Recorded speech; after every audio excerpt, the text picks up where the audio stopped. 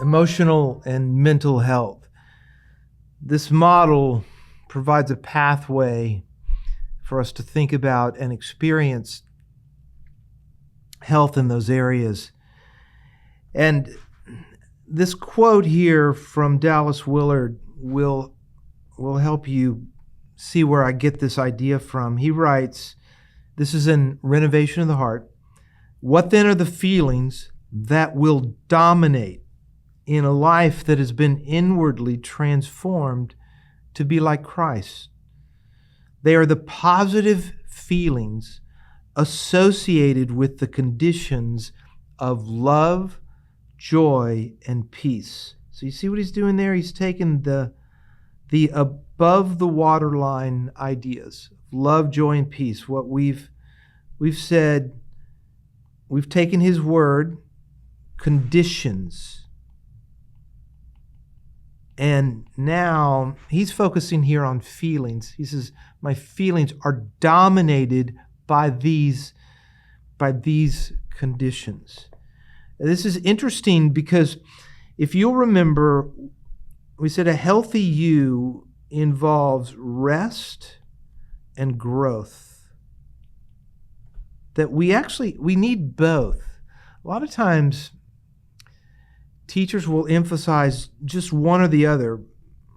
I would say currently a lot of emphasis on rest and finding boundaries and using spiritual disciplines and practices to help us get renewed and rest. I love the emphasis. I think it's right. I think it's incomplete if we don't also talk about growth, that we're being transformed to be like Jesus. And you see that Dallas Willard, he talks about a life that's inwardly transformed to be like Christ. You experience this where if you are depleted, you're exhausted, you're often not your best version of you. You need to pull back, as Jesus did. He sought places of solitude and silence to spend time with the Father, to be renewed and to be refreshed. And so sometimes the unhealthy conditions and the unhealthy emotions for us are the result of exhaustion. But then sometimes they're the result of a lack of character, a lack of Christ-likeness. And Willard here is emphasizing that second category. And I think that's his strength, his contribution to us more than anything else, is attaching and understanding how the goodness of God transforms us to be like Christ. And then these conditions and the feelings that flow from it dominate our lives.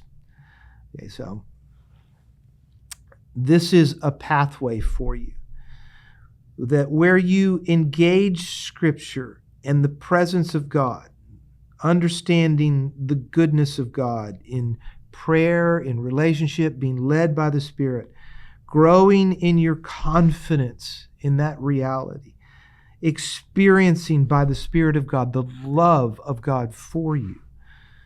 These conditions then begin to really control what you experience in your soul. And they push out not just healthy feelings or emotions, but healthy thoughts.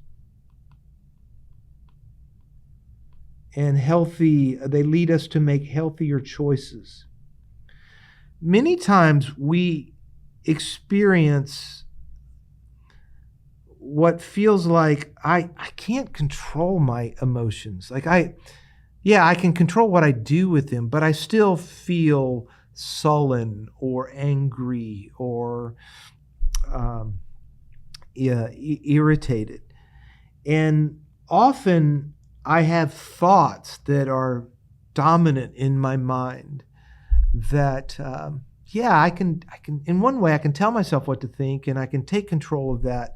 But in another way, it feels like they're just happening.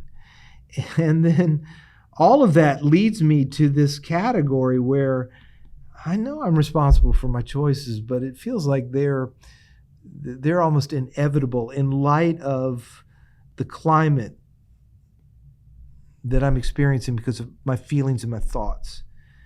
Willard is saying, okay, you got to go a little deeper. You got to think about these conditions of love, joy, and peace. Now, he doesn't build them out in this model, but I think the implications are there in what he teaches.